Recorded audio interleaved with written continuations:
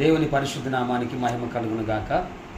ఈ యొక్క దినమున ప్రతి ఒక్క స్త్రీలు అందరికీ కూడా ఉమెన్స్ డే కంగ్రాచులేషన్స్ తెలియజేస్తూ ఉన్నాను. ఆశ్రయుని జీవాహారముగా సామెతల గ్రంథం 31వ అధ్యాయం 30వ వచనములో యెహోవాయందు భయభక్తులు కలిగిన స్త్రీ కొనియాడబడును అనేటువంటి మాట ఈరోజు మనం జ్ఞాపకం చేసుకుంటూ ఉన్నాం. బైబిల్ గ్రంథంలో ఉన్నటువంటి స్త్రీల యొక్క ప్రాముఖ్యత అనేది చాలా గొప్పగా ఉంటుంది.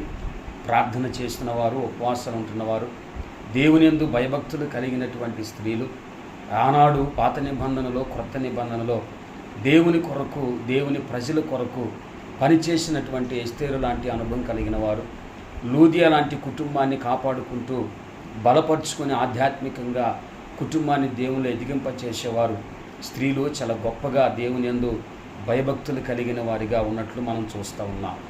అయితే సామెతల గ్రంథం 31వ అధ్యాయం 30వ వచనంలో యెహోవాయందు భయభక్తులు కలిగిన స్త్రీ కొనియాడబడును.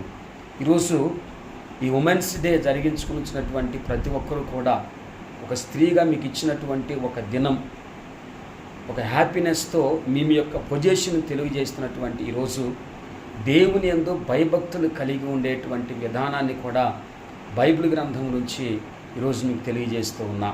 కాబట్టి మీ యొక్క ఆధ్యాత్మికమైన జీవితాన్ని, లేదంటే సంఘములో ఎదుగుచున్న ఆధ్యాత్మికమైన జీవితాన్ని యెహోవాయందు భయభక్తులు కలిగిన స్త్రీల వలె కొనియాడబడుతూ దేవుని యొక్క రాబోతున్నటువంటి రాజ్యము కొరకు సిద్ధపడే ఒక సైన్యంగా, కీర్తన 68వ కీర్తన మాట ఉంటుంది, ఒక సైన్యముగా.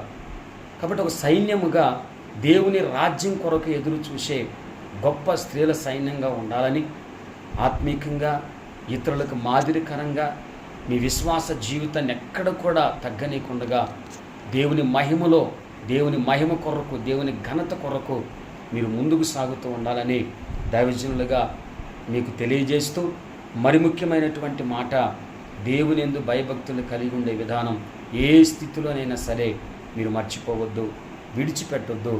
కాబట్టి దేవుని యందు భయభక్తులు కలిగి ప్రభు నామములో మీ యొక్క ఆత్మీయ జీవితాలు కట్టుకొని ఇతరులకు మాదిరిగా జీవించే జీవితమును మీరు జీవించాలని, ప్రభు రాకడ వరకు నమ్మకస్తులుగా విశ్వాస జీవితాన్ని కొనసాగించుకుంటూ ముందుకు సాగాలని దేవుని పేరు తెలియచేస్తూ మరొకసారి దేవుడు మిమ్మల్ని దీవించునుగాక.